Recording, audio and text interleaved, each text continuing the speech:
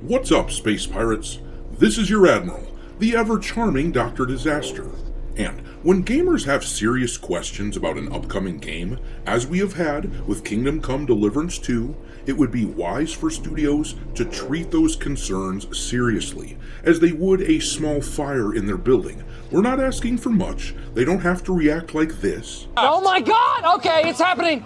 Everybody stay calm. What's the procedure, everyone? What's the procedure? Stay calm! We don't need them to freak out and make a bigger deal out of it than it really is, or anything like that. But, on the other hand, the least they can do is address the situation. That is what Warhorse needed to do right away. When there's a fire, you don't ignore the damn thing. You grab your extinguisher and let her rip.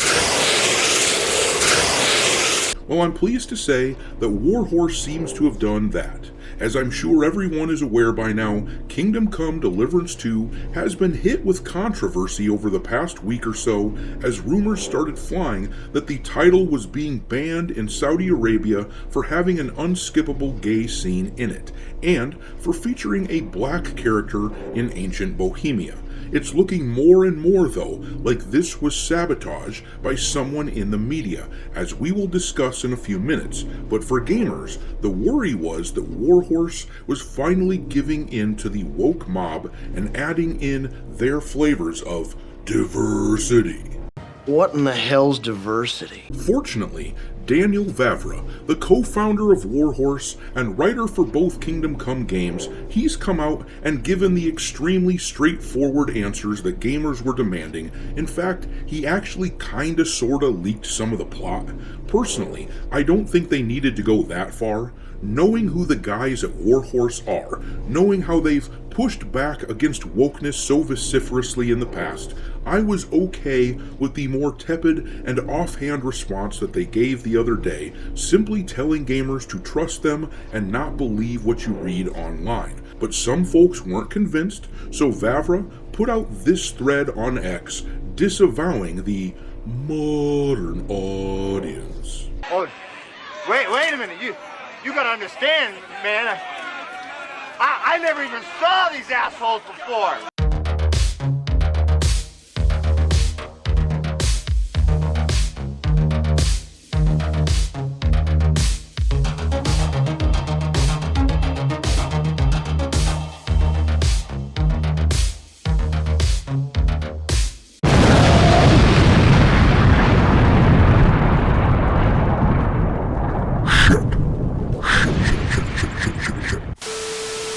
Alright me hearties, make sure you like this video and subscribe to the channel if you haven't already, and don't forget to follow me on X, where my handle is Dr. Disaster 1. But we're going to have a look-see at what Daniel Vavra wrote, which has alleviated about 99% of my own personal fears for the game. At this point, the most troublesome part of Kingdom Come is the community management over on Steam, which is outsourced by the game's publisher, most likely as a contractual necessity. So, unfortunately, as much as we might not care for the way all that's going, there's likely not much that Warhorse themselves can do about that, other than to voice our complaints for us and run them on up the totem pole to their publisher, which I'm certain that they're probably doing behind the scenes.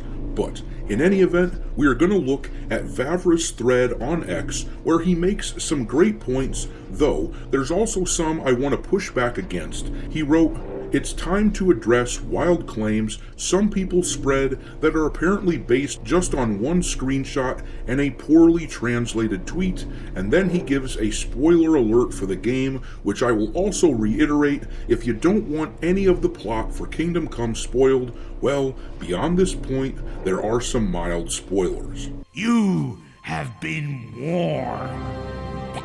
Alright, you're still here, so let's read the rest of what Vavra said.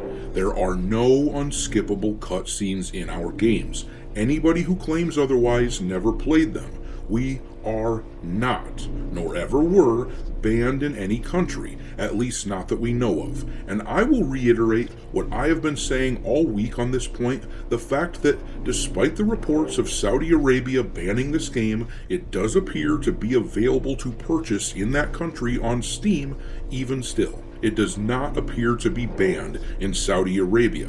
Now, I had someone reach out to me yesterday who says they live in that part of the world and that Kingdom Come has not been banned. There are ongoing discussions in the country, but those discussions have not led to anything yet. However, according to my source, these discussions were leaked by media outlets and blown up into something bigger than they actually are.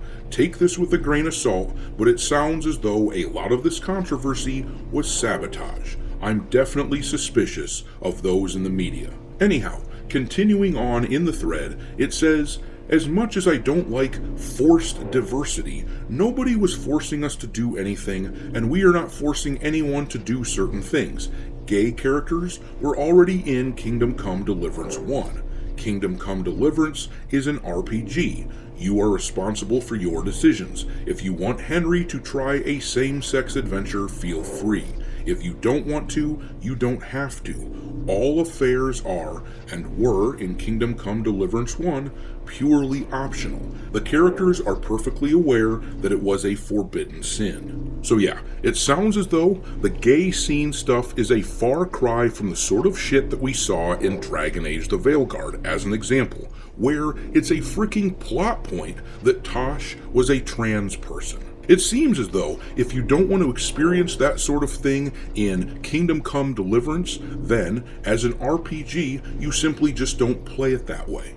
And as someone who is a fan of the old Mass Effect games, as an example, I'm perfectly fine with that sort of approach to an RPG. There are some people out there who will be upset about it, and that's fine, you do you, but as for me, just because some people out there will play Henry as a gay character doesn't make him gay in my universe, in the same way that my Shepard in the Mass Effect series wasn't a woman, even though some people played Shepard as a woman, and my Shepard wasn't gay, even though some people play him that way. That doesn't make my Shepard gay or bi or anything like that. I have zero problem with the studio handling it this way, and it sounds as though, from a historical perspective, they are taking the appropriate approach with the characters knowing that all this had to be hidden. But let's read more. The game takes place in one of the richest cities in Europe, which was besieged by a massive foreign army. That's the reason why the life in such a city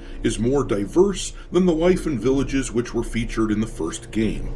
And yes, in a massive city like this, there would absolutely be people from other parts of the world visiting. There's nothing wrong with this, as long as, once again, it doesn't become an unnecessary plot point.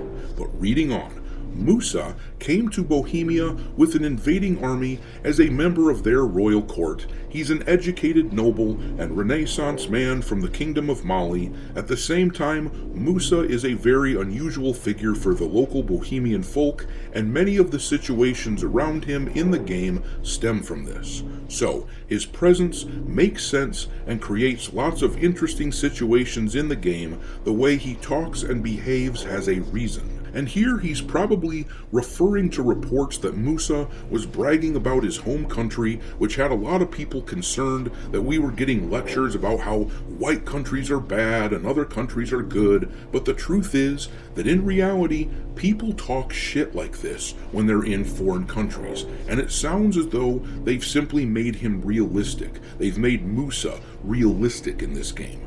Now, I personally brag about where I'm from all the time when I'm traveling. I love where I live, and when I go to other places, I criticize things about those places, at least in my own head. I don't say it out loud to annoy people or to brag or anything like that. Loads of people do this, however. Some people are just more vocal about that sort of thing than others. But, to summarize, Vavra wrote, everything displayed corresponds to the morals and social norms of 1403 Bohemia and is only there to make an interesting story, and not at all to appeal to a modern audience. And that right there was enough for me. If he had simply written that sentence for us, I would have been tickled pink. The dude is clearly on our side in my mind. But then here's where I'm going to criticize him just a bit. He ends the thread by saying, "We don't want Kingdom Come Deliverance to be used as clickbait by people who didn't even play it yet. Some of them sadly turned into exactly the same narrative they pretend to be fighting against. The amount of hateful behavior is really sad, and it will damage any cause associated with it." And yes, he's right that from a strategic standpoint, our community of people pushing back against wokeness would be wise not to bust out the torches and pitchforks preemptively and instead adopt a wait-and-see attitude towards situations like this. We don't want to become like the woke mobs. However, this whole situation was only exacerbated or even really made possible by the fact that Warhorse took so long to plainly tell everyone that things will be fine. They could have put this fire out much sooner had they addressed it right away. If it took them a few days to formulate a response, then that's understandable, but they should have said something reassuring in the meantime, telling us that, hey, we don't want you guys to worry about the rumors, we're going to address them, but we're talking with our publisher and crafting a response that works in a legal sense and which won't spoil the story. I think this could have been mostly avoided if they had come out and said something like that. But in any event, I'm going to leave it there.